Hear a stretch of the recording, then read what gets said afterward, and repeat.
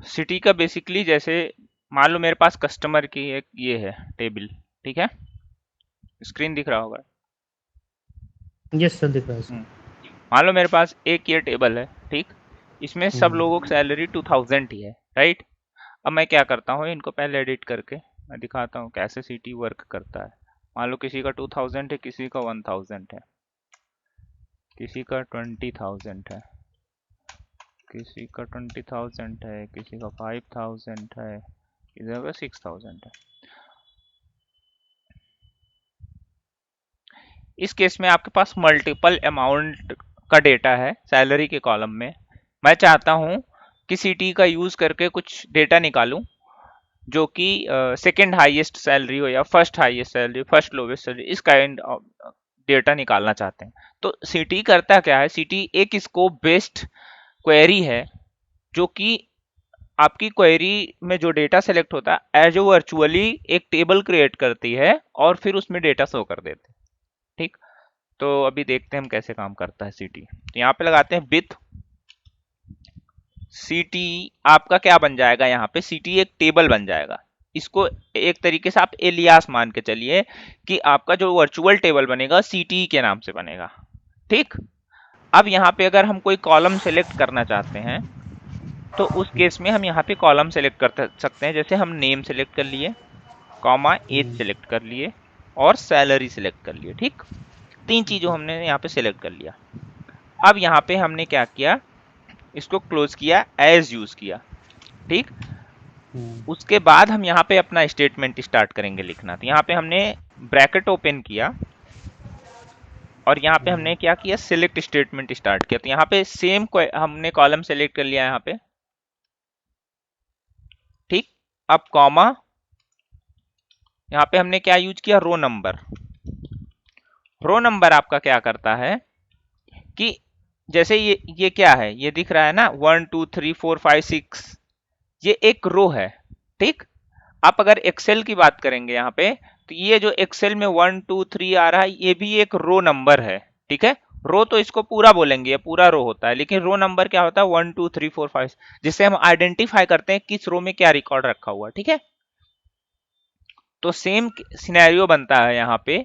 हम क्या करेंगे, रो नंबर लेंगे ओवर, हम यहाँ पे पार्टीशन भी चला सकते हैं, विदाउट पार्टीशन भी, दो चीजें। पार्टीशन का मतलब क्या होता है, पार्टीशन का मतलब होता है मान लो आपको क्या करना है कि यहाँ पे जैसे मान लो हमने डिपार्टमेंट दे दिया, तो एक कॉलम और यहाँ पे हम बना देते हैं, रुक जाओ, डिजाइन पे गए तो आपको ज्यादा बेटर, यहाँ पे आ गया डिपार्टमेंट। डिपार्टमेंट में मैंने दे दिया 50।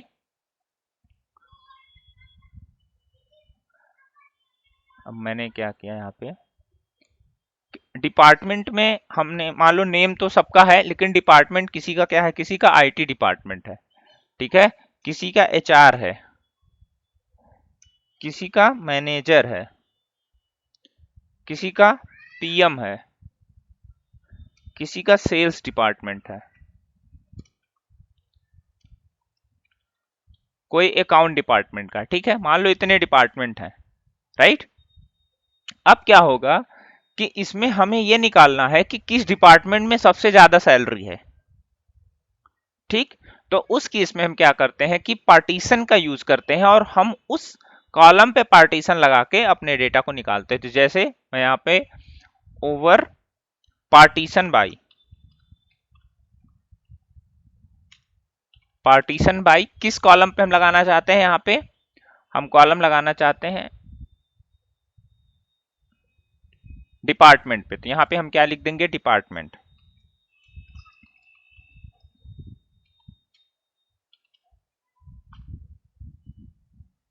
ऑर्डर बाई, हम सैलरी पे लगाना चाहते हैं कि किसकी मैक्सिमम सैलरी है, तो यहाँ पे लगा देंगे salary, DESC, descending order. Descending order में क्या होगा कि असेंडिंग ऑर्डर करेंगे तो जो स्मॉल टू हाईएस्ट है, बट हाईएस्ट टू लोवेस्ट हो जाएगा आपका ये डिसेंडिंग ऑर्डर में। तो इस केस में हम लगा दें यहाँ पे। अब क्या करना है, अब यहाँ पे एक चीज ये करेंगे कि जो हम ये सिलेक्ट कर रहे हैं, तो ये भी एक कॉलम है, तो यहाँ पे हमें एलियास देना चाहिए। तो यहाँ पे क्या देंगे, एज, मान लो दे दिया हमने रो, या हम यहाँ पे दे दिए रो नंबर, ऐसे रो नंबर। ठीक, इतना हो गया हमारे पास। अब हम यहाँ पे क्या करेंगे, किस टेबल से सिलेक्ट कर रहे हैं वो भी देना है, क्योंकि इतना तो अभी कॉलम सिलेक्ट हो रहा था। अब देना है फ्रॉम, किस टेबल से सिलेक्ट कर रहे हैं, कस्टमर। ठीक, कस्टमर से सिलेक्ट कर लिए। अब यहाँ पे हम इसको क्लोज कर देंगे। ठीक, इतना क्लोज कर दिए। अब यहाँ पे आके हम सिलेक्ट कर लिए, सिलेक्ट अस्ट्रिक फ्रॉम CTE और सिलेक्ट करो मोर कॉलम स्पेसिफिक लिस्ट।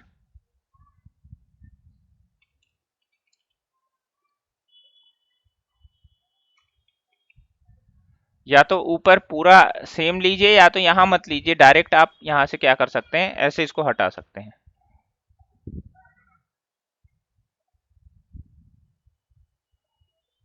ठीक है, यहाँ पे या तो यहाँ पे सेम कॉलम दीजिए जो यहाँ सेलेक्ट कर रहे हैं। ठीक है, तो अब देखो सेम आ गया ना।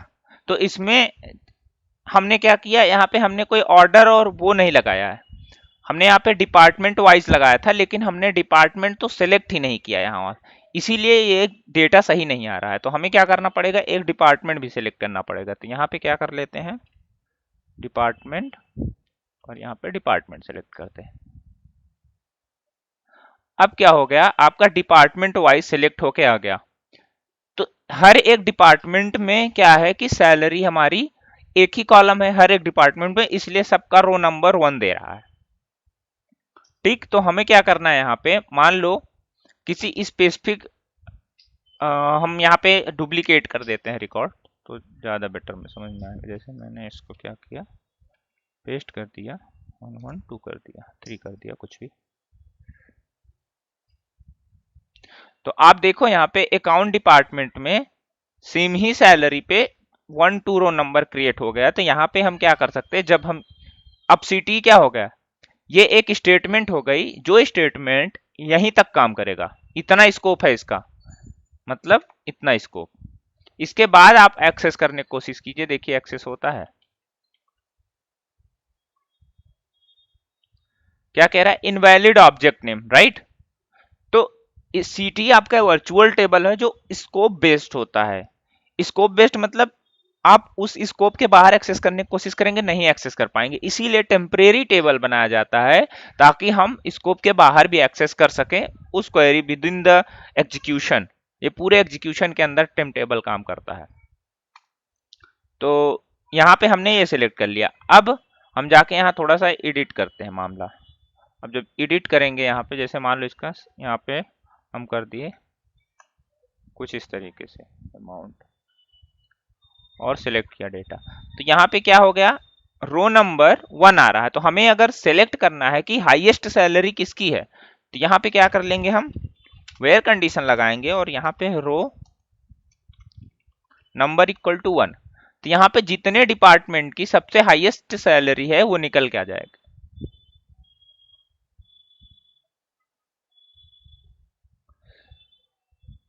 सबकी हाईएस्ट सैलरी निकल के, अब इन लोगों को अगर हम डुप्लीकेट कर दें, इसमें वैल्यू में चेंज करें, तो यहाँ पे रो नंबर 1 के बजाय यहाँ रो नंबर 1 2 3 हो जाएगा ऐसे। अब इसमें कितने रिकॉर्ड आ रहे हैं, इसमें 7 रिकॉर्ड आ रहे हैं। ठीक है, क्योंकि ये दूसरा रिकॉर्ड आ गया इसमें, और ये डुप्लीकेट, ये हाईएस्ट है इससे, तो ये सिलेक्ट नहीं करेगा, हमें हाईएस्ट सिलेक्ट करना है ना। तो इसमें रो नंबर जो क्रिएट हो रहा है वो ऑर्डर बाय सैलरी डिसेंडिंग हो रहा है, पार्टीशन डिपार्टमेंट वाइज, तो इसमें डिपार्टमेंट वाइज हमें सैलरी निकाल के दे रहा है। अगर हम यहाँ पे ये हटा दो, मान लो, अभी देखो क्या देता है,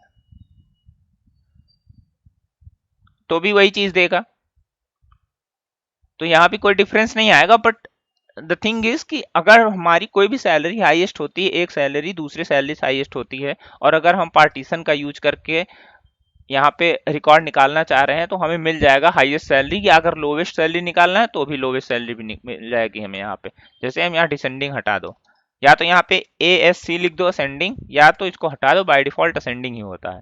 तो अगर सेलेक्ट करोगे आप यहाँ पे, तो आपकी जो 6000 थी अब रो नंबर 1 पे पहुंच जाएगी, क्योंकि हम जो सैलरी ऑर्डर वाइज लगा रहे हैं वो असेंडिंग ऑर्डर में लगा रहे हैं। अब रो नंबर 1 पे सिलेक्ट करेंगे यहाँ पे, तो जो 6000 है वो आएगी, 10,000 वाला रिकॉर्ड नहीं आएगा अकाउंटेंट का। तो इस तरीके से हम सिटी यूज करते हैं। ये छोटे छोटे स्टेप अगर हमें करने होते हैं किसी प्रोसीजर के अंदर, तो हम वहां पे सिटी यूज करते हैं कि जहां पे हमें ये कुछ ही टाइम का हमें यूज करना है और वहां पे डेटा निकाल के बस काम खत्म, वहां पे हम सिटी यूज करते हैं। अदरवाइज हम टेम्परेरी टेबल यूज करते हैं मोस्टली। ठीक है, ओके सर। अब आते हैं इसको, सॉरी लो मैं इसको सेंड करते रहूंगा।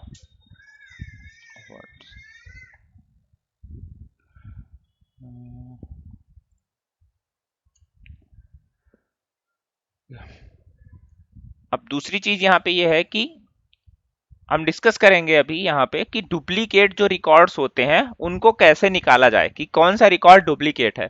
तो उसके अलग अलग तरीके होते हैं और बहुत अच्छे अच्छे तरीके हैं जो कि हमें मोस्टली ज़रूरत पड़ता ही रहता है। तो जैसे ये है, कस्टमर में हमारे पास डुप्लीकेट रिकॉर्ड कहाँ है, मान लो ये राकेश का है, ये रिकॉर्ड डुप्लीकेट नहीं है क्योंकि इसमें डिपार्टमेंट का बंदा अलग अलग है। बट अगर हम इसको एडिट कर दें, जैसे मोहित है, ठीक है, बट इनकी सैलरी अलग अलग है, तो अगर यहाँ पे हम सिलेक्ट करना चाहे तो क्या क्वेरी लगाए मैं बताता हूँ। इसमें 3 रिकॉर्ड ऐसे हैं कि जो इनके 3 कॉलम पे डुप्लीकेट हो रहा है। 3 कॉलम क्या है, हमने ग्रुप वाइज क्या किया है, नेम जेंडर एज। अब ये काम कैसे कर रहा है और कैसे डुप्लीकेट रिकॉर्ड निकाल के दे रहा है। डुप्लीकेट रिकॉर्ड कौन सा है आप देखेंगे, यहाँ पे 3 है। तो यहाँ पे जैसे ये राकेश हो गया 23 कोटा, ठीक है, ये 3 नेम एज एड्रेस, यहाँ पे क्या नेम जेंडर एज, जेंडर सबका सेम है, ठीक है, और एज और नेम ये भी सेम है मोस्टली। ठीक है, तो इस तरीके से ये निकाल के क्या दे रहा है, 3 रिकॉर्ड। कैसे काम कर रहा है देखो, सबसे पहले हमने सेलेक्ट स्टेटमेंट यूज किया, सेलेक्ट एसटी फ्रॉम कस्टमर। तो हमारे पास क्या डेटा आ जाएगा, सारे कस्टमर का डेटा। वेयर आईडी, आईडी ये वाली आईडी, ठीक, मैं इसको सेलेक्ट कर ले रहा हूँ, ज्यादा बेटर समझ में आएगा, आईडी। ठीक, तो यहाँ पे क्या, ID not in. Not in का मतलब है कि हम उस आईडी को सर्च कर रहे हैं कि जो इसमें आईडी आए ही ना। क्यों नहीं आए देखो, सिलेक्ट हमने क्या किया, मैक्स कर लिया, मैक्स फंक्शन के थ्रू मैक्स आईडी निकाल ली, कस्टमर और ग्रुप वाइज लगा दिया। तो ग्रुप वाइज क्या कैसे काम करता है, ग्रुप वाइज ऐसे काम करता है कि आप अगर किसी टेबल में ग्रुप वाइज किसी कॉलम पे लगाते हैं तो उसका एक कंसोलिडेटेड डेटा निकाल के देता है। जैसे यहाँ पे इतना डेटा हम निकाल कर सिलेक्ट करते हैं, मैक्स आईडी, ठीक है, ये मैक्स आईडी 4 निकाल दी और ये ग्रुप वाइज कर दी। यहाँ पे अगर हम ये तीनों यहाँ पे ये लगा दें, मैक्स आईडी हटा देते हैं, ठीक है, ग्रुप वाइज इतना करते हैं, तो देखो इसमें कितने रिकॉर्ड आ रहे हैं, 4 रिकॉर्ड आ रहे हैं, जबकि हमारे पास कितने रिकॉर्ड हैं, हमारे पास 7 रिकॉर्ड है। तो कुछ ऐसे रिकॉर्ड जो मैच कर रहे हैं उनको वो कंबाइन कर देता है, जैसे राकेश 23 कोटा, ठीक है, ये 3 डेटा है लेकिन हमने लगाया है नेम एज जेंडर, तो जेंडर भी सेम ही है। तो यहाँ पे ये जो डेटा है इसको कंबाइन करके एक कर देगा। तो ग्रुप वाइज यही करता है कि ग्रुपिंग कर देता है, सबका अलग अलग डेटा नहीं रहता, अगर जैसे डेटा मैच करेगा उसको ग्रुप करके एक कर देगा। ठीक, तो यहाँ पे हम मैक्स आईडी यूज करते हैं। तो जब ये मैक्स आईडी यूज करेंगे हम, तो हमें जितने का ग्रुप होगा उनकी मैक्स आईडी निकाल के दे देगा, और जितनी मैक्स आईडी निकालेगा उसके बाद का जो डेटा होगा वो डेटा हमारा उससे मिनिमम होगा, तो वो डुप्लीकेट एक को छोड़ के बाकी ये सारे डुप्लीकेट डेटा है। आप जैसे सेलेक्ट करता हूं, यहाँ पे देखो एक हमारे में पहले में 1 आ रहा है, ठीक, ये आ गया, तो इसमें कह रहा है आईडी नॉट इन, और यहाँ पे हम क्या कर रहे हैं, मैक्स। तो मैक्स आईडी निकाल लिए, तो मैक्स को छोड़ के बाकी जो छोटी छोटी आईडीज हैं उनको ये सिलेक्ट कर लेगा। तो 1 आईडी पहले राकेश ही आया, ठीक है, उसके बाद जब ग्रुप वाइज करेंगे हम, तो इसमें क्या कर रहा है, 11 आ रहा है, ठीक है, इसमें 11 आया, तो क्या किया, इसको अवॉइड कर दिया, इसको सेलेक्ट नहीं करेगा यहाँ पे। उसके बाद फिर 13 सेलेक्ट किया, क्यों 13 सेलेक्ट किया, क्योंकि इसका जो डुप्लीकेट है सबसे लोवेस्ट है, और हम यहाँ पे मैक्स आईडी निकाल के कह रहे हैं कि हम मैक्स को छोड़ के बाकी सारा डेटा चाहिए। तो जिसकी आईडी मैक्स निकल के आ रही उन सब आईडी को ये छोड़ दे रहा है, बाकी डेटा सेलेक्ट करके रहा है। तो 3 डेटा जो ऐसे हैं जो कि मैच कर रहे हैं, तो सबसे लोवेस्ट रिकॉर्ड है, जैसे ये भी मैच ही कर रहा है, इसका जो लोवेस्ट रिकॉर्ड है वही सिलेक्ट करके दे रहा है। इस तरीके से हम डुप्लीकेट डेटा निकाल सकते हैं। और भी तरीके हैं डुप्लीकेट डेटा निकालने के। जैसे अब जैसे हम इस पे सीटी पे ही आ जाते हैं, ठीक है। एक काम करते हैं, इसको एडिट कर लेते हैं तो बार बार इंसर्ट नहीं करना पड़ेगा, ठीक है।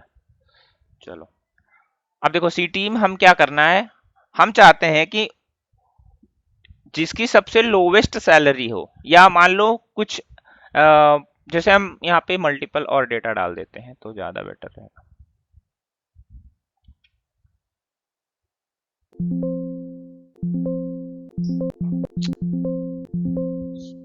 प्राइमरी की लगी हुई है, इसको हटा देता हूँ।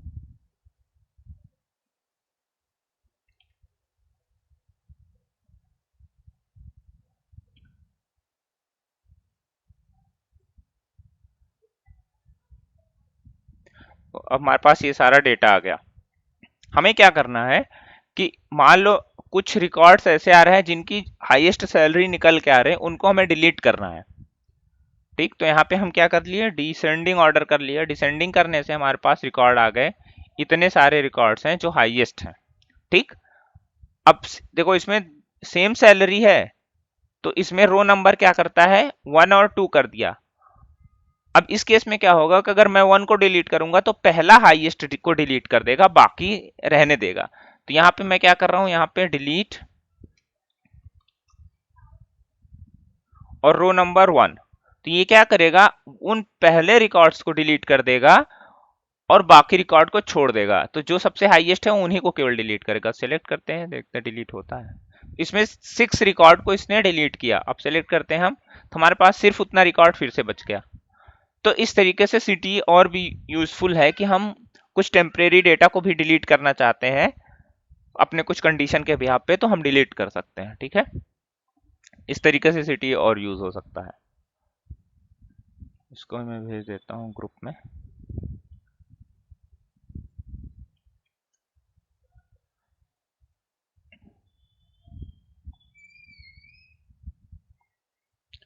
अब यहीं पे हम क्या करते हैं, अगर मान लो इसी को हम वो करते हैं एडिट,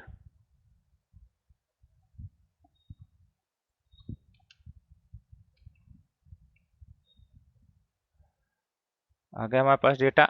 अब यहाँ पे रो नंबर की जगह हम रैंक यूज कर लेते हैं। अब रैंक यूज कर लिए तो यहाँ पे सेलेक्ट करके देखते हैं डेटा किस तरीके से सेलेक्ट होता है, फिर डिसीजन लेंगे क्या करना है क्या नहीं करना, ठीक है। अब देखो रो नंबर में हमने रैंक यूज किया, ठीक। अब यहाँ पे जो रो नंबर बन के आ रहा है 11 बन के आ रहा है, ठीक। मोहित, तो ये रैंक क्या करता है कि ये एक तरीके से आपका जो भी डेटा निकल के आ रहा है उनको ग्रुप कर देगा, एक ही कर देगा। जो उनकी रैंकिंग है एक ही रैंक निकाल के देगा, मल्टीपल अलग अलग टाइप के रैंक को नहीं निकाल के देगा। क्यों, क्योंकि जो डेटा है वो कुछ डेटा पे मैच कर रहा है। तो जो हमने यहाँ पे सिलेक्ट किया, जैसे name as salary department, department wise हमने यहाँ पार्टीशन बाय लगाया है और सैलरी डिसेंडिंग ऑर्डर किया है। तो रैंक के केस में, रो नंबर के केस में क्या करेगा, हर एक रो क्रिएट करेगा। बट रैंक यूज करेंगे यहाँ पे तो उनको ग्रुप बाय करके एक ही रैंक प्रोवाइड करता है, क्योंकि जो डेटा है वो मैच कर रहा है सेम।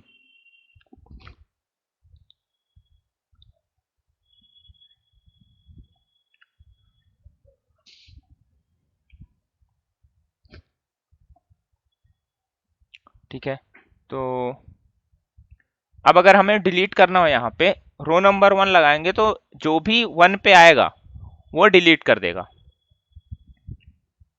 इसमें जैसे 1 आ रहा है, फिर 3 आ रहा है, फिर 1 आ रहा है काउंटेड।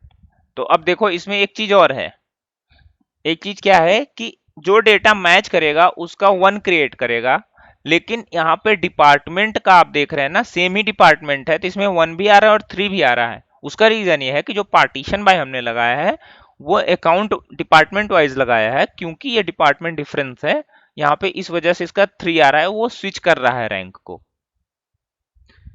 सेम ही डिपार्टमेंट में वो रैंक इसलिए स्विच कर रहा है क्योंकि डेटा मैच नहीं कर रहा है, बाकी डेटा से डिफ्रेंशिएट कर रहा है ये डेटा। इस वजह से, क्योंकि सैलरी देखो सेम नहीं है, अगर सैलरी सेम होती सबका 1 ही होता, ठीक। तो जो फर्स्ट टाइम डेटा निकाल के आएगा उसको 1 रो करेगा, उसी डेटा में अगर किसी कॉलम में वैल्यू चेंज होगी तो उस पर स्विच कर देगा।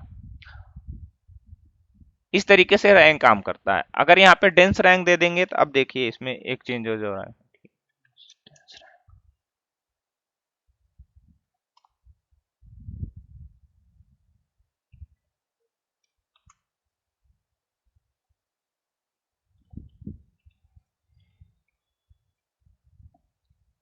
डेंस रैंक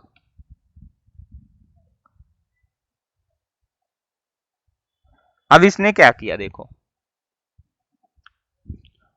रैंक में आप जब भी यूज करते हैं तो आप देखेंगे डिफरेंस क्या है। डिफरेंस फिर से मैं बता देता हूँ। डिफरेंस ये है कि ये हमेशा स्टार्टिंग से शुरू करेगा रैंक, मतलब हर डिपार्टमेंट वाइज हमने पार्टीशन लगाया है यहाँ पे, तो हर बार जो भी नया नया डिपार्टमेंट पे आएगा उस पे रैंक 1 से ही स्टार्ट करेगा। बट डेंस रैंक क्या करेगा कि हमेशा इसमें ग्रुप वाइज करता जाएगा। कि किस तरीके से ग्रुप वाइज करेगा अभी देखना। देखो 1 किया फिर 2 किया, डेटा सेम है, फिर ये 1 किया, तो ऐसे जैसे जैसे हमारे पास वैल्यू चेंज होती जाएगी उनके लिए वो स्टार्ट करता जाएगा 1। क्योंकि देखो एचआर डिपार्टमेंट का डेटा पूरा सेम है इसलिए 1 ही रैंक है, ये भी सेम है इसका ही 1 रैंक है, इसका भी सेम है इसका 1 रैंक। अगर इसी में दूसरी वैल्यू होती तो उसका फिर 2 हो जाता। तो इस वजह से डिपार्टमेंट वाइज को हम डिफ्रेंशिएट कर सकते हैं डिफरेंट डिफरेंट तरीके से, रो नंबर से, डेंस रैंक और रैंक से। तो ये सब भी बहुत यूजफुल है। अब अगर हमें डिलीट करना है, मान लो कि डुप्लीकेट है मेरे पास रिकॉर्ड और हम हैविंग क्लॉज यूज करना चाहते हैं, तो अब यहाँ पे आओ, देखो हैविंग क्लॉज कैसे यूज होता है।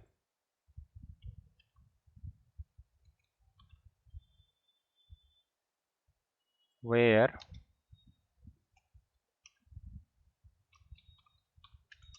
Group by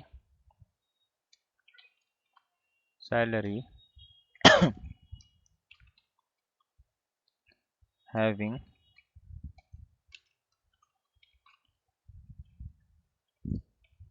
greater than 1।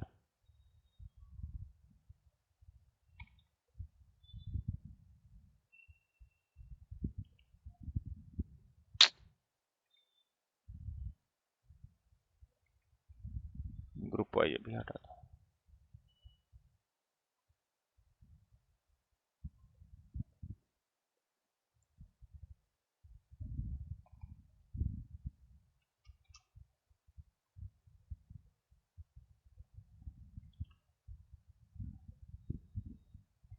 तो इतनी सैलरी है जो कि इनकी सैलरी जो है जब काउंट कर रहे हैं यहाँ पे greater than 1 multiple times I है।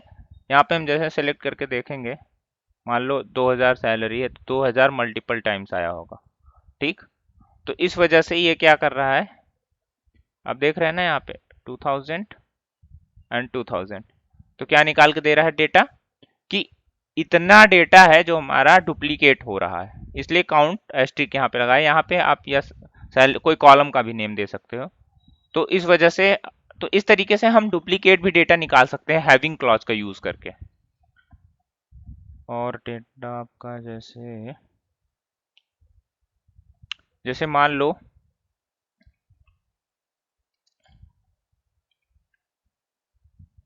कस्टमर है, यहाँ पे नेम आ रहा है हमारे पास, नेम हो गया, सैलरी हो गया, ठीक। और हम काउंट करना चाहते हैं कि कितनी बार ये डेटा आया है, तो यहाँ पे हम क्या लिखेंगे, काउंट एस्ट्रिक। एस्ट्रिक देखो ग्रुप वाइज जब लगाते हैं हम डेटा तो वहां पे एस्ट्रिक काम करेगा जब आप एग्रीगेट फंक्शन यूज करोगे। अदरवाइज नॉर्मली आप एस्ट्रिक यूज करोगे तो बताएगा जो ग्रुप वाइज में जितने कॉलम सेलेक्ट किए हैं उतना आपको सेलेक्ट में भी रखना है, तभी वो ग्रुप कर पाएगा। जैसे मैं आपको एक एक्सेल में समझाता हूँ ज्यादा बेटर।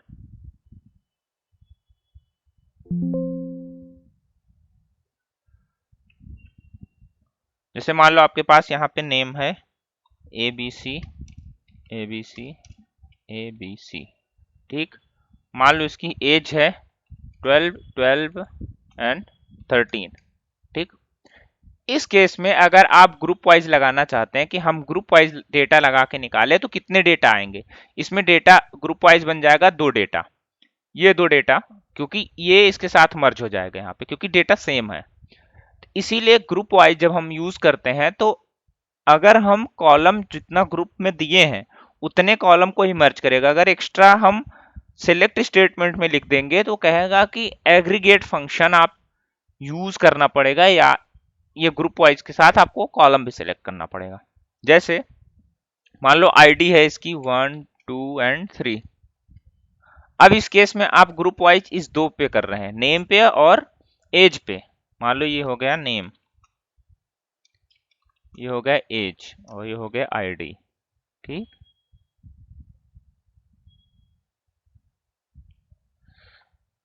अब इस केस में आप क्या कर रहे हैं कि आपने ग्रुप वाइज लगाया किससे, name group wise and age. तो इस केस में आपको क्या, आपको सिलेक्ट स्टेटमेंट में क्या लिखना पड़ेगा, सेम ही कॉलम लिखना पड़ेगा, ये भी सिलेक्ट स्टेटमेंट में लिखना पड़ेगा। क्यों, क्योंकि आपने ग्रुप वाइज में सिर्फ 2 ही कॉलम दिए हैं। उसका ये रीजन है कि जब ये मर्ज करने जाएगा तो 2 कॉलम पे मर्ज करेंगे। मान लो आप 3 कॉलम सेलेक्ट कर रहे हैं तो कैसे ग्रुप वाइज कर पाएगा, क्योंकि ये डेटा तो डिफरेंट है ना। तो इस केस में जब ग्रुप वाइज करते हैं तो हमें उन्हीं कॉलम का नाम देना चाहिए जिन कॉलम का नाम हम ग्रुप वाइज में सिलेक्ट किए हैं, तभी ये डेटा मैच कर पाएगा। अब आप मान लो कि इसको भी दे रहे हैं लेकिन आप एग्रीगेट फंक्शन यूज कर लिए, या तो काउंट या तो मैक्स या तो मान लो सम, कुछ भी यूज कर लिए, तो उस केस में क्या करेगा, जो भी डेटा आता जाएगा उसमें ऐड करेगा, वो मैक्स निकाल के देगा, ठीक है, या एवरेज करेगा। तो उस केस में आपका कॉलम डिफरेंट नहीं होगा जो कि हम ग्रुप वाइज में दिए हैं। इस वजह से हम यहाँ पे क्या करते हैं, जो भी यहाँ डेटा सेलेक्ट करते हैं कॉलम, वही ग्रुप वाइज में भी सेलेक्ट करते हैं, तभी हमें एग्जैक्ट डेटा निकाल के देगा, नहीं तो एरर देने लगेगा। तो यहाँ पे हैविंग क्लॉज का एक और एग्जांपल ले लेते हैं। जैसे मान लो यहाँ पे हमने नेम और सैलरी ले लिया, ठीक, हमने क्या कर दिया, ग्रुप में डाल दिया। अब यहाँ पे हैविंग क्लॉज में हमने लगा दिया ग्रेटर देन 1 हो, ठीक। तो अब यहाँ पे एज काउंट कर देते हैं तो हमें पता चलेगा कौन सा काउंट है। अब जैसे ये खुद ही है काउंट, तो यहाँ पे कौन कितनी बार आया है, जो रमेश है 2 बार आया, राकेश 2 बार आया, राकेश 2 बार आया, ठीक है, क्योंकि सैलरी डिफरेंस है यहाँ पे। तो इस वजह से ये डेटा, ये मत सोचना कि इसी का डेटा है, ये सैलरी डिफरेंस है, ठीक है। ये भी 2 बार आया है। मोहित 17 6000 ये 4 टाइम्स आया है, राकेश 20,000 वाला ये 2 टाइम्स आया है, तो इसका काउंट निकाल के दे दिया, ठीक है। तो आप इस तरीके से भी डेटा निकाल सकते हैं यहाँ पे। और यहाँ हैविंग क्लॉज ग्रेटर, अगर आप इसको नहीं यूज करेंगे यहाँ पे, ठीक, आप इसको यूज करिए तो यहाँ पे डेटा ये वो सेम ही निकाल के देगा। लेकिन इस केस में एक ये कंडीशन हो जाती कि उन्हीं को निकाल के देना है जो ग्रेटर देन 1 हो।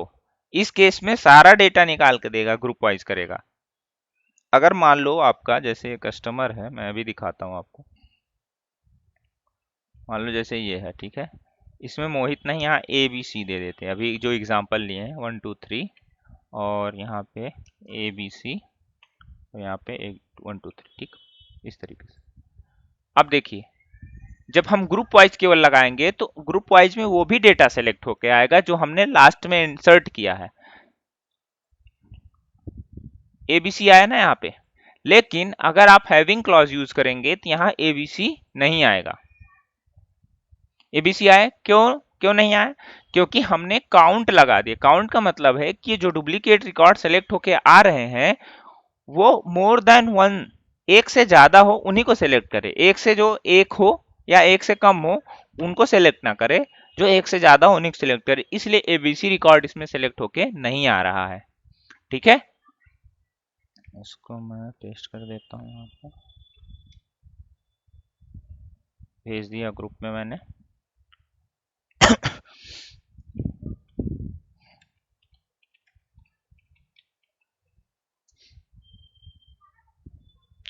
अब हम कल डिस्कस कर रहे थे टेम्प टेबल के बारे में, ठीक है। तो हम टेम्प टेबल पे चलते हैं कि कौन कौन सा होता है, यहाँ पे लिख देता हूँ मैं,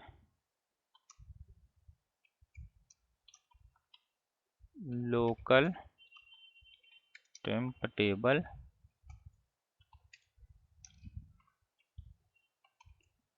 ग्लोबल टेम्प टेबल।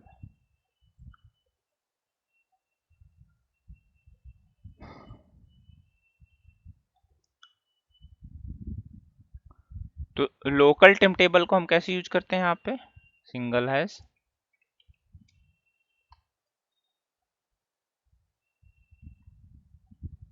और यहाँ पे हम इसको डबल हैश यूज करते हैं। ठीक, दो चीज हमारे यहाँ पे यूज होती हैं। लोकल टेम्प हमारा कहाँ एग्जिस्ट करता है, टेम्प डीबी में एग्जिस्ट करता है, और ग्लोबल भी हमारा टेम्प डीबी में एग्जिस्ट करता है।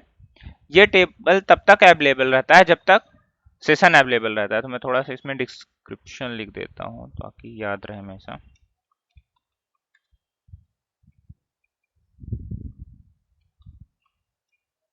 Local temporary tables are temporary local temporary table are available only to the session that users created। ठीक,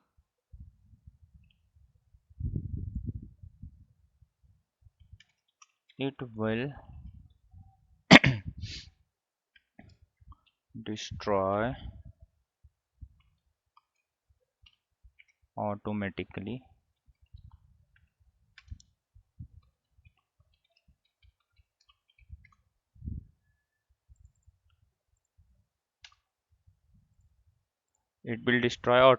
ठीक है।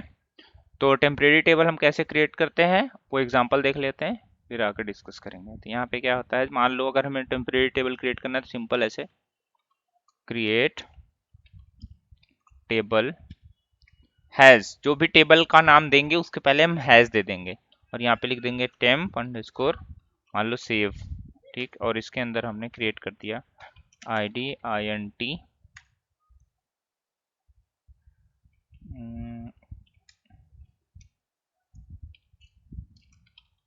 नेम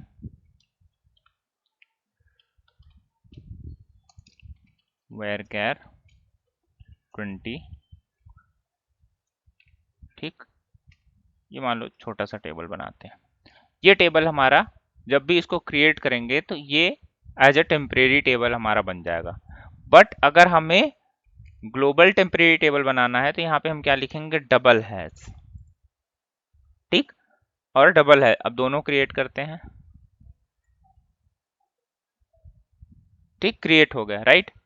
अब हम इसको नई क्वेरी विंडो में जाके सिलेक्ट करते हैं, select asterisk from hash temp underscore save, यही था table. Invalid object name has data है ना, समझ में आया कैसे काम कर रहा है कि अभी ये टेबल एग्जिस्ट हमने क्रिएट किया, अभी सेशन चल रहा है। टेम्प टेबल जो कि आपका लोकल टेम्प टेबल होता है वो उस स्कोप के अंदर ही एक्सेस हो सकता है, बाहर नहीं एक्सेस हो सकता। तो मैंने बाहर एक्सेस करने की कोशिश कर रहा था, नहीं हो रहा था। बट डबल हैश जो होता है वो ग्लोबल टेम्परेरी टेबल होता है, तो यहाँ पे ये एक्सेस हो रहा है। ठीक, अब जरा एक चीज देखते हैं, यहाँ पे मैंने सारी क्वेरी भेज दी ना, नहीं भेजी, मैं फिर से भेज देता हूँ इसको क्योंकि मुझे क्लोज करना सारा विंडो। ठीक, अब मैं क्या करता हूँ, इसको जरा कॉपी कर लेता हूँ और क्लोज कर देता हूँ, ऑल, क्लोज ऑल डॉक्यूमेंट। ठीक, अब जरा इसमें जाके हम यहाँ पे सिलेक्ट करने की कोशिश करते हैं, सिलेक्ट स्ट्रिक फ्रॉम,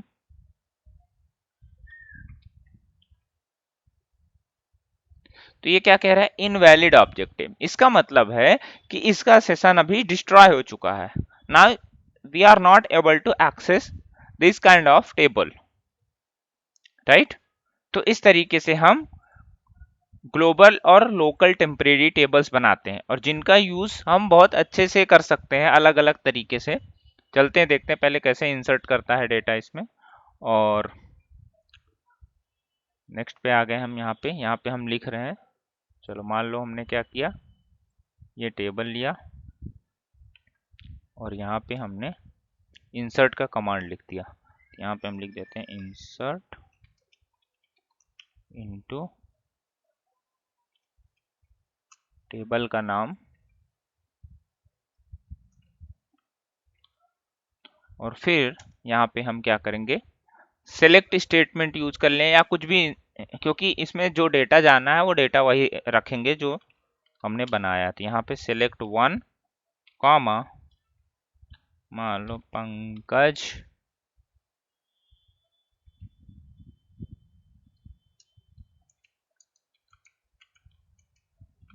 अब देखना, मान लो मैं पंकज नाम का और इसमें वन नाम का सिलेक्ट कर रहा हूँ, ये इंसर्ट होता है कि नहीं होता। ये क्या कह रहा है, इनवैलिड ऑब्जेक्ट नेम, क्योंकि मैंने क्रिएट नहीं किया। अब हम मैं क्रिएट कर रहा हूँ और क्रिएट करके इंसर्ट कर रहा हूँ, तो ये क्या हुआ, ये सिलेक्ट हुआ। अब मैं यहीं पे सिलेक्ट कर रहा हूँ इसको, इसी क्वेरी विंडो में सिलेक्ट एस्ट्रिक फ्रॉम। अब आप ये सोचेंगे कि जब मैंने यहाँ मल्टीपल सेलेक्ट किया है तो ये इंसर्ट क्यों नहीं किया। नहीं, ये गलत है। सिर्फ ये पहले को इंसर्ट करेगा, बाकी को क्यों इंसर्ट करेगा, बाकी तो अलग स्टेटमेंट हो जाता है ना। तो पहला स्टेटमेंट सेलेक्ट का जो मिलता है वही इंसर्ट करेगा। इस केस में हमें क्या करना चाहिए, इस केस में हमें कुछ चीजों का ध्यान देना चाहिए, तभी इंसर्ट करेगा। चलो मैं यहाँ पे जाता हूँ। अब मैं क्या करूंगा, यहाँ पे मैं लगा दूंगा यूनियन। यूनियन क्या कर दूंगा, यूनियन तो सेम रिकॉर्ड सेलेक्ट, यहाँ पे यूनियन ऑल कर दूंगा, तो UNION यूनियन ऑल। इस तरीके से आप क्या करेंगे कि डेटा सेलेक्ट कर सकते हैं, क्योंकि जो कॉलम नेम है वो मैच कर रहा है, ठीक।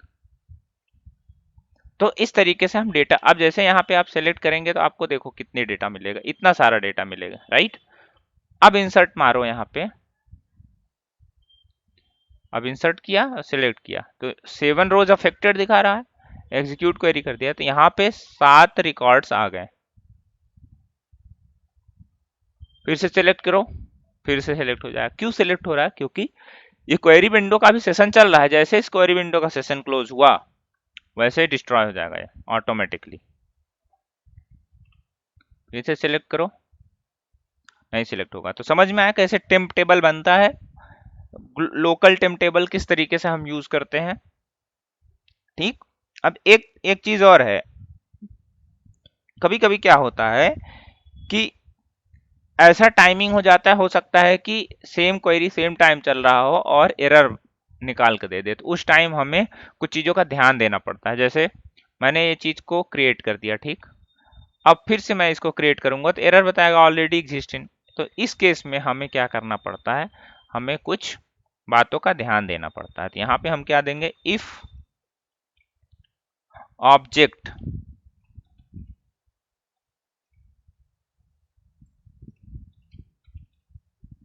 ऑब्जेक्ट आईडी क्या, ये बिगिन एंड, और इसको क्या करेंगे हम, ड्रॉप टेबल, टेबल का नाम।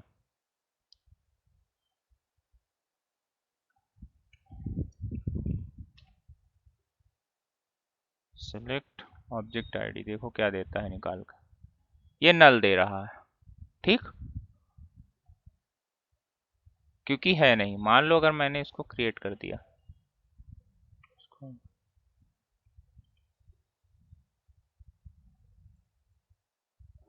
ऑलरेडी एग्जिस्ट कर रहा है, यहाँ पे ऑब्जेक्ट आईडी निकाल के नहीं दे रहा है।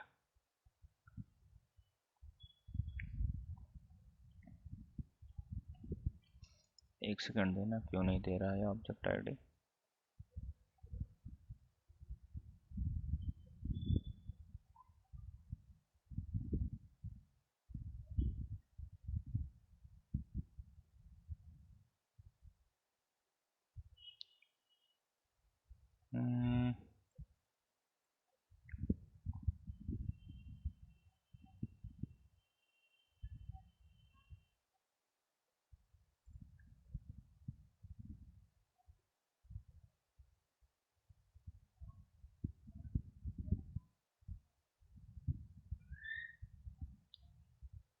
ऑब्जेक्ट आईडी क्यों नहीं मिल रहा है, समझ में आ गया, ठीक है, गॉट इट। क्या प्रॉब्लम है, देखो प्रॉब्लम ये है कि हमें यहाँ बताना पड़ेगा किस डेटाबेस में हम इस टेम्प टेबल को सर्च कर रहे हैं, क्योंकि हमारा ये जो डेटाबेस है इसमें तो एग्जिस्ट करता नहीं, एग्जिस्ट करता है टेम्प डीबी में। तो हमें कहाँ जाना पड़ेगा, हमें टेम्प डीबी में जाना पड़ेगा और वहां पे सर्च करना पड़ेगा। तो हम यहाँ पे क्या लिखेंगे, लिखेंगे टेम्प डीबी डॉट डॉट, अब सेलेक्ट करो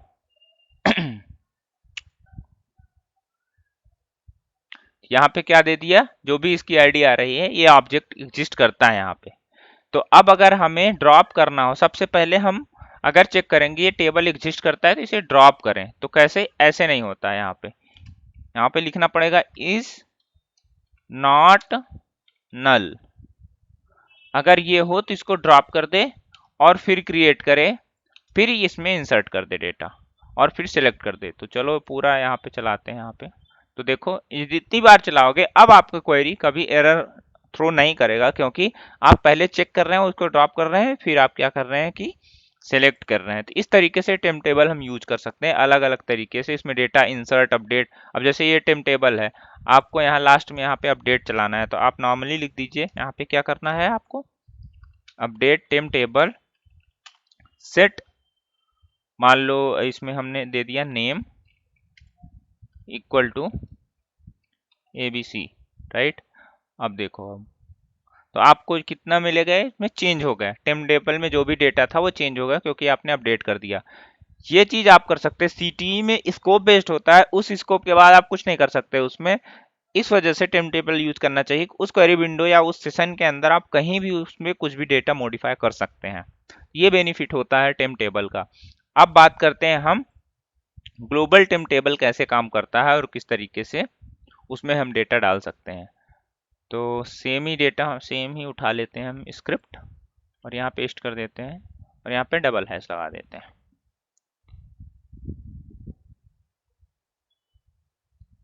अब आप ये लोग ये कंफ्यूज मत होइएगा कि सेम नेम पे हम बना सकते हैं कि नहीं बना सकते हैं, अलग अलग वो टेम टेबल अलग अलग बन जाएगा ना, क्योंकि ये अलग टाइप का है, ये अलग टाइप का है, ठीक है। इस तरीके से हैश हैश एंड हैश।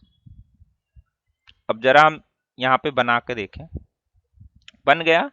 अब जरा हम इसको बाहर सेलेक्ट करके देखते हैं, बाहर सेलेक्ट करके देखेंगे तो बाहर भी डेटा मिल गया। तो इसको मल्टीपल यूजर्स मीन्स कोई भी यूजर यूज कर सकता है आपके इस डेटा को और उसमें चेंजेस भी कर सकता है, ठीक। अब अगर हमें यहाँ पे यूज करना है तो हम फिर से ऑब्जेक्ट आईडी चेक करेंगे और एग्जीक्यूट करेंगे, तो इससे हम ड्रॉप भी कर सकते। क्यों ड्रॉप करना है यहाँ पे, उसका एक रीजन है। रीजन ये है कि मान लो अगर हम मल्टीपल यूजर यूज कर सकते हैं और एट अ टाइम दूसरा यूजर भी क्वेरी एग्जीक्यूट कर रहा है, तो ऑलरेडी टेबल में बना है डेटा, तो उस केस में क्या होगा, वो क्रिएट करने जाएगा तो एरर आ जाएगा। तो सेम केस बनता है यहाँ पे कि हम सबसे पहले ड्रॉप करेंगे उसको और फिर डेटा सेलेक्ट करेंगे। तो चाहे जितने यूजर इसको सेलेक्ट करेंगे स्टेटमेंट, उनके जब उनकी क्वेरी रन करेगी तो सबसे पहले ड्रॉप करेगा और फिर डेटा क्रिएट करेगा। तो इस तरीके से हम टेम टेबल यूज कर सकते हैं। अब हम इसमें और भी चीज कर सकते हैं, जैसे हम व्यू क्रिएट कर सकते हैं। व्यू क्रिएट करके अंदर हम डेटा क्या कर सकते हैं, इस टेम टेबल से सेलेक्ट कर दे डेटा, तो उससे क्या होगा कि जो उस टेम टेबल में डेटा बना होगा वो डेटा निकल के चला आएगा। तो अलग अलग तरीके से हम इसमें डेटा क्या कर सकते हैं, क्रिएट कर सकते हैं। अब मान लो हमें यहाँ पे यूनियन, ऑल और इंटरसेक्शन, ये सब जितना भी चीज ये लगाना हो हम लगा सकते हैं, कुछ भी फ्री टू यूज है।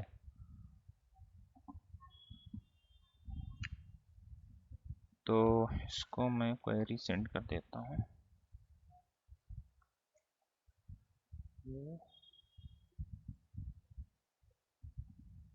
सिंगल हैश,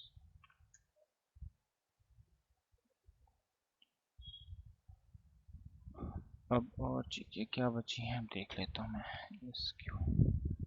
ये बता दो स्क्यूएल, उसके बाद फिर हम टी स्क्यूएल पढ़ेंगे। तो टी स्क्यूएल में और भी बहुत सारी चीजें हैं अच्छी अच्छी, तो वहाँ पे हम ध्यान देंगे क्या है।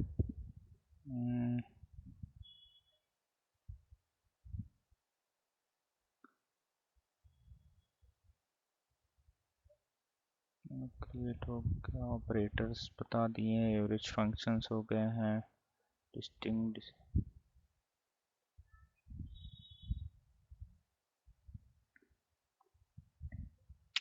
कर्सर हो गया इंडेक्स रो नंबर ड्रॉप। चलो अब आगे बात करते हैं हम। कोलीज फंक्शन एक होता है, ये बहुत इंपॉर्टेंट फंक्शन है। यहाँ पे हम दूसरी सीट बना दे रहे हैं। कोलीज फंक्शन होता है तो इसकी स्पेलिंग होती है COALESCE। ठीक, कोलीज फंक्शन। कोलीज फंक्शन बेसिकली क्या करता है, क्यों यूज होता है, अलग अलग इसके क्या बोलते हैं सिनेरियोज हैं। तो इसमें ये होता है कि जब भी आप कोलीज फंक्शन यूज करते हैं तो आपके कॉलम का जो पहला नॉट नलेबल वैल्यू होगा वो निकाल के दे देगा ये। मान लो आपके पास कॉलम में वैल्यू नल आ रही नल आ रही नल आ रही, ठीक है, जो नल वैल्यू नहीं होगी केवल वही सिलेक्ट करके देगा, नॉट नल वैल्यू। ठीक है, तो इसके लिए हम यहाँ पे कुछ डिस्क्रिप्शन लिख देता हूँ।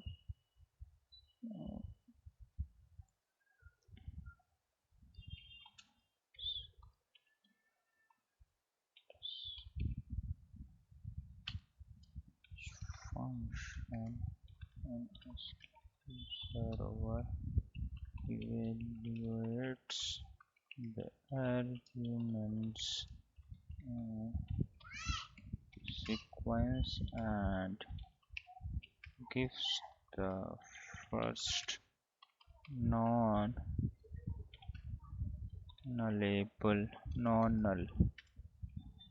value in a specified number of expressions.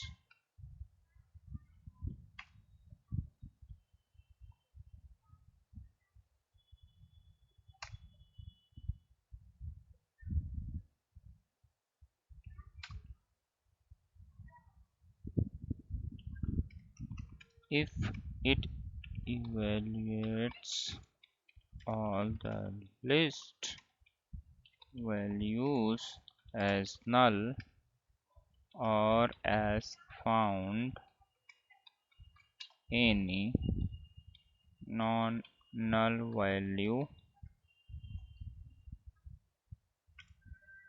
it returns null.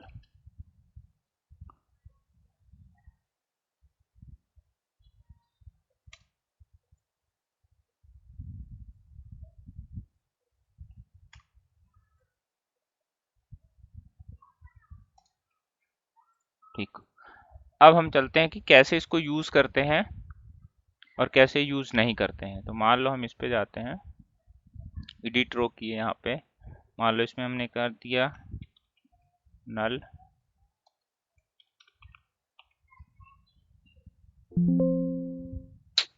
इसको नल नहीं कर सकते।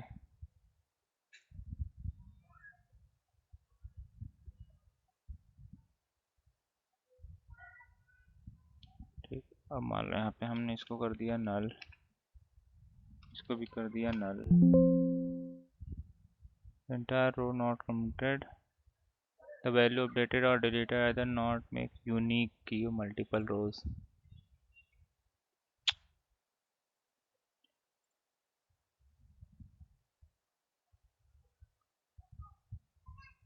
इसकी स्क्रिप्ट देख लेता हूँ मैं क्या है इसमें।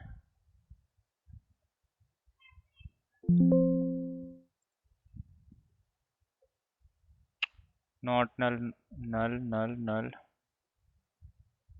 नॉट नल, ठीक तो है, इसमें क्या प्रॉब्लम है।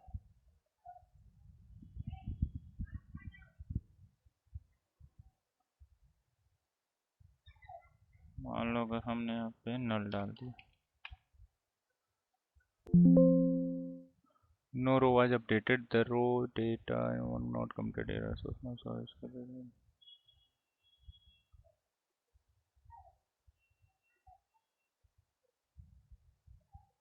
the row unique or they alter multiple row। अच्छा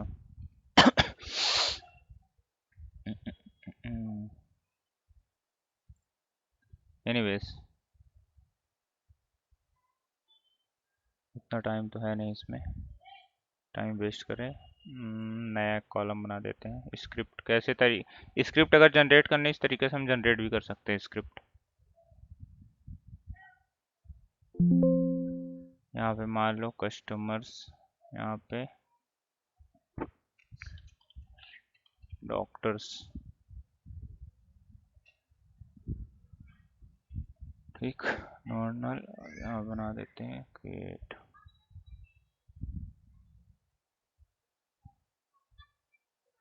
टेबल्स,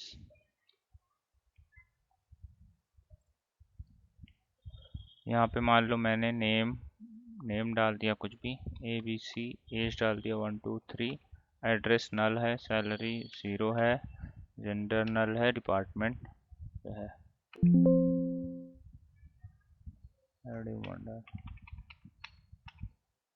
यहाँ पे 2 डाल दिया, यहाँ CBA है, यहाँ नल है, एड्रेस ABC है, सैलरी नल है, जेंडर मेल है, डिपार्टमेंट नल ही रहने दो। ठीक है, तो मान लो यहाँ पे हमने डॉक्टर की 2 रो है और ये डिफरेंट वैल्यू यहाँ पे कर रहा है नेटर। ठीक, तो अब हम क्या करते हैं, कोलीज फंक्शन यूज करके हम ये चेक करेंगे कि देखो ये किस तरीके से काम करता है। तो चलो हम सेलेक्ट करते हैं, जैसे मान लो यहाँ पे शिफ्ट R दबाते हैं तो यहाँ पे ये हट जाएगा। अब यहाँ पे हम सेलेक्ट करते हैं कोलीज, तो COALESCE कोलीज, इसके अंदर हम डाल देते हैं उस कॉलम का नाम। मान लो यहाँ पे हम नल ले लिया, कॉमा, यहाँ पे कुछ भी ABC ले लिया, ABC, कॉमा, यहाँ पे CBA, कॉमा, यहाँ पे नल ले लिया। तो यहाँ पे क्या सेलेक्ट किया है, ABC। क्यों सेलेक्ट किया, क्योंकि देखो 2 कॉलम सेलेक्ट करके आया, 2 कॉलम ये सेलेक्ट करके आया कि अलग अलग इसमें जो वैल्यू हमने सेलेक्ट की है, रुको इस तरीके से समझो इसको,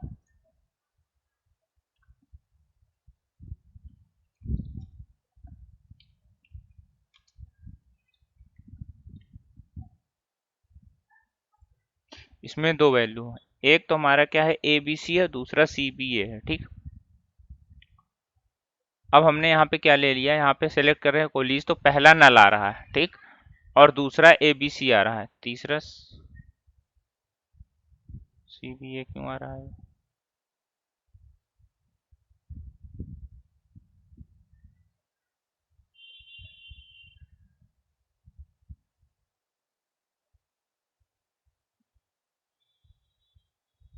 ये गलत है, रुको, मान लो हमने यहाँ पे इस तरीके से दिया, छोड़ो, name, age, address, salary,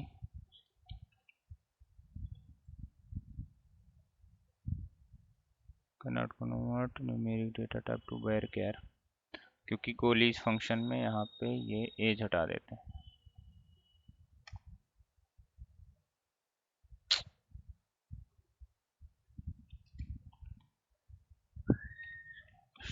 cost,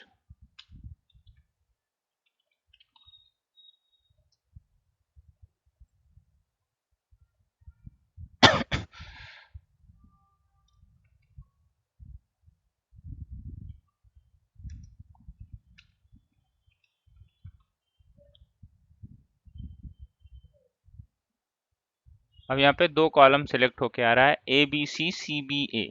ठीक, क्योंकि हमने क्या किया, हमने यहाँ पे नेम सेलेक्ट किया, नेम में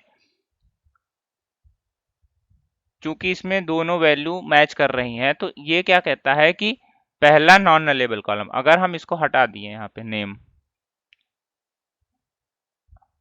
तो अब देखो क्या सेलेक्ट हुआ, 1 1 2 3, फिर क्या सेलेक्ट हुआ हमारा ABC।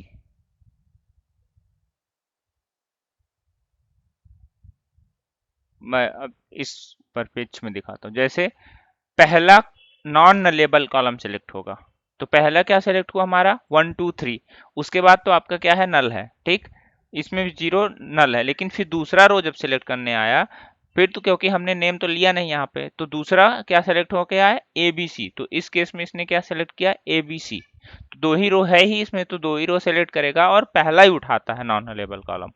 अगर मान लो हम यहाँ पे एज भी हटा दें, अब एड्रेस पे बात करते हैं हम।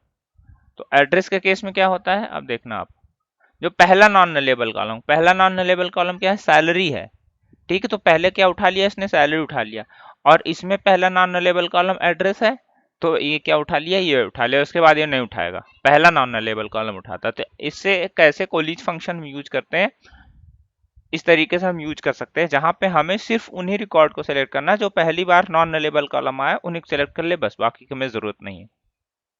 तो उस केस में हम कोलिज फंक्शन यूज करते हैं, ठीक है। तो मैं इसको भेज देता हूँ, आज के लिए फिर इतना ही, नेक्स्ट सेशन में मिलते हैं। Okay sir.